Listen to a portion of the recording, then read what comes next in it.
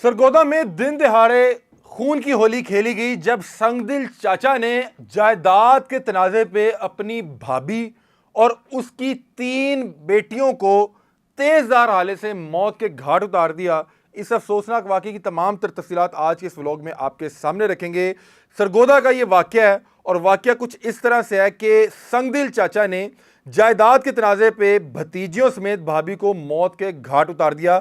सरगोदा के इलाके नवाही चक 103 शुमाली में दिन दिहाड़े खून की यह होली खेली गई, जहां पे संगदिल चाचा ने अपने बेटों के साथ मिलकर तेजदार आले से पहले भाभी और फिर उसके बाद उसकी 2 नौजवान बेटियों को कत्ल कर दिया और 3 को शदीद जख्मी हालत में वहां पे छोड़कर फरार हो गए। जान बहक होने वालों की शिनाख्त कुछ इस तरह से है कि 50 साला कमर बतूल जो कि उस बदबख्त की भाभी थी और उनकी आगे बेटियां 21 साला अलिशबा और 15 साला मरियम शामिल हैं, जबकि जख्मियों में 22 साला निमरा, 17 साला जैनब और 19 साला माफिया भी शामिल है। इनकी भी हालत बड़ी तशवीशनाक बताई जा रही है और अभी इनकी जो ज़िंदगी है, इनकी जान जो है वो ख़तरे से बाहर नहीं है।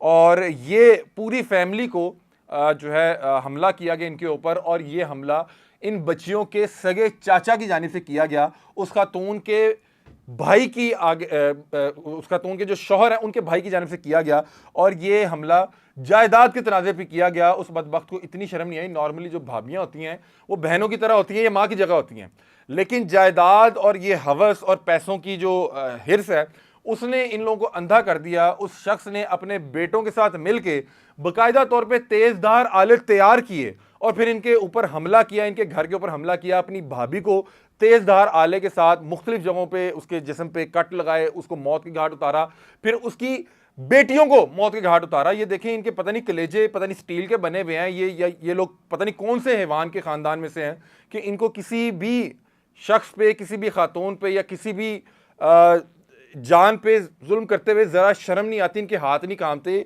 इनको होश नहीं आता। बहरहाल बताया जा रहा है कि जो 3 बच्चियां जख्मी हालत में हॉस्पिटल मुंतकिल की गई, इनकी भी जो हालत जो है फिलहाल गैर है। अल्लाह ताला इनको अपने हिफ्ज़ो मान में रखे और इनको सेहत बख्शे।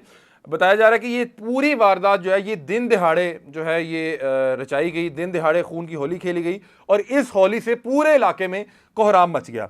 दूसरा, हमारे यहाँ मुझे बड़ा ही अफसोस होता है जब इस तरह की कोई भी आफत किसी भी घर में आती है तो उसका हमसाया उससे इतना लाइल्म कैसे होता है। या अल्लाह ना करे कि अगर किसी के घर इस तरह कोई भी शख्स हमलावर हो जाता है तो अहले इलाका क्यों अपना किरदार अदा नहीं करते, क्यों उनको वहां पे रोकने की या उनको पकड़ने की या उनको पकड़ के पुलिस वालों के हवाले करने की कोशिश नहीं करते। बहरहाल, हालांकि इस हवाले से नबी करीम सल्लल्लाहु अलैहि वसल्लम की जो है सुन्नत मौजूद है और तालीमात मौजूद हैं कि आपको अपने हमसाये के हवाले से खबर होनी चाहिए कि उसके घर कुछ पक्का है, नहीं पक्का, उसके क्या हालात हैं। तो इसलिए अगर हम एक अच्छे शहरी के तौर पे हमें यह पता होना चाहिए कि हमारे हमसाये में क्या मुसीबत चल रही है और अगर उनके ऊपर कोई आफत आन पड़े तो कोशिश करनी चाहिए कि हमें अपना किरदार अदा करते हुए उनको वहाँ पे महफूज और तहफ़्फ़ुज़ फराहम करने की कोशिश करनी चाहिए और जो भी उन पर हमलावर हो उसको पकड़ के जो भी कानून नाफिज करने वाले इदारे उनको पकड़ाना चाहिए। बहरहाल, यहाँ पे पूरे इलाके में कोहराम तो मच गया, पूरे इलाके में खौफ व हरास की फिजा तो कायम है, लेकिन इन माँ बच्चियों को किसी ने बचाने की कोशिश नहीं की। जख्मियों और जाँ बहक तमाम अफराद को तशवीशनाक हालत में डिस्ट्रिक्ट टीचिंग हॉस्पिटल सरगोदा मुंतकिल कर दिया गया और अब इस मामले की FIR दर्ज हो चुकी है और अब उन लोगों को गिरफ्तार करने के लिए जो है बाकायदा तौर पे कार्रवाई की जा रही है। मुख्तलिफ जगहों पे छापे मारे जा रहे हैं और उनको ढूंढा जा रहा है ताकि उनको पकड़ के उनके जुर्म की करार वाक़या सजा दिलवाई जा सके।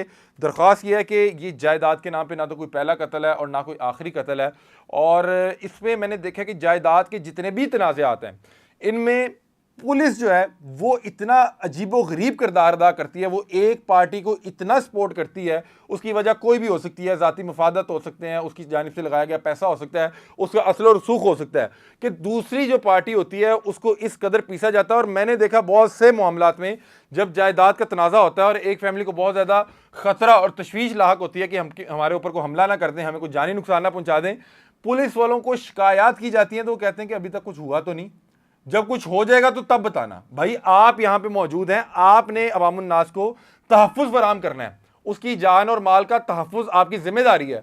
और यहां पे जब कोई शख्स जो इस तरह के हालात से दो चार है वो आपसे जाके पनाह मांगता है या आपसे जाके उसकी शिकायत करता है तो आप उसको खुद पकड़ के उसके पास छोड़ आते हैं या उसे कहते हैं कि ये तो कुछ भी नहीं होया, ये तो तू ही कह रहे हैं कि उन्हें इरादा किया तेन मारन का, जो को कार्रवाई हो जाएगी फिर दसी।